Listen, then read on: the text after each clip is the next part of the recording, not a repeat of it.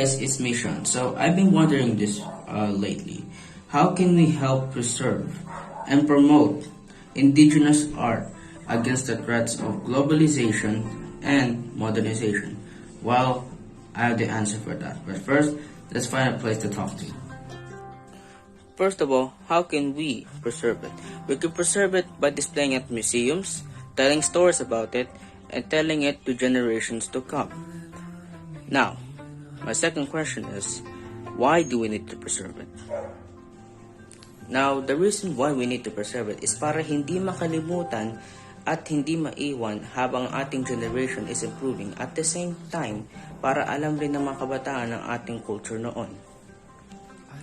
Kailangan din natin bigyan pansin sa mga ganitong artworks because it is a part of our cultural heritage and also represent us as a whole. Ngayon, how can we promote it?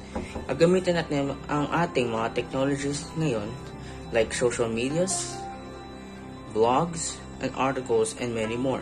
We can use the contemporary art as a way to promote it by mixing our art with the old art. Ngayon, why do we need to promote it? We promote it because to show to the people our culture, historia, at kung saan tayo nanggaling. Importante na i-promote natin to sa ibang tao para mabigyan nila ng halaga at pansin ng ibang tao ang ating artworks. Kasi ang ating artworks ay magaganda. So dapat natin ipakita sa ibang tao para ma-acknowledgement naman tayo ng ibang tao. Especially sa mga tao na hindi alam na mga ganitong artworks sa atin. Yun lang masasabi ko. Thank you for listening. Hi, kamusta? Ako nga pala si Karl. At ngayon, I've been thinking of some things. At isa doon ay how can I help preserve and promote indigenous art against the threat of globalization and modernization?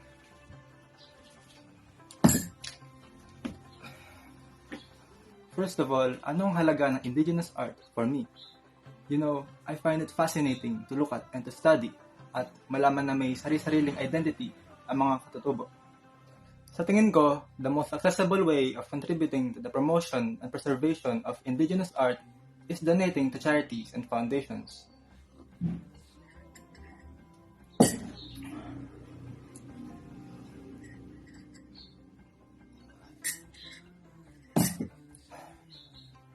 We can use publicity as a vessel, creating web pages, informing people of the threats against indigenous arts.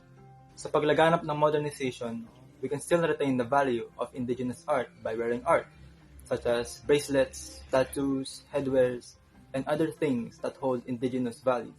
Ang indigenous art ay importante sa isang bansa. Ito ay ang identity ng isang bansa, and we must protect it against anything. How can you help preserve and promote indigenous art against the threats and modernization? Indigenous peoples today stand at the crossroads of globalization. In many ways, indigenous peoples challenge the fundamental assumptions of globalization. They do not accept the assumption that humanity will benefit from the construction of world culture of consumption. Indigenous peoples are acutely aware from their own tragic experience over the past 500 years. Last, consumer societies grow and prosper at the expense of other peoples and the environment.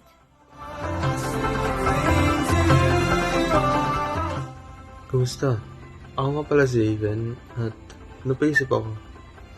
Paano nga ba natin mapaprotektahan at mapapalaganap ang indigenous art ng Pilipinas laban sa modernization at globalization? At ang opinion dyan ay ipalaganap natin sa paraan ng pagsuporta sa mga manggagawang lokal dahil tayo lang ang source ng puhunan o atensyon sa mga gawa nila. Maaari nating ipalaganap ang kanilang mga gawa sa paraan ng pag-post sa social media platforms tulad ng Facebook, Twitter, at iba pa. Maaari rin nating ikwento ang ating mga personal na experience tungkol sa mga indigenous art. So, what I'm saying is that Di naman natin kailangan pahirapan o pabain ang proseso ng pagpapalaganap ng indigenous art dahil ang importante lang is palagahan natin ng tunay.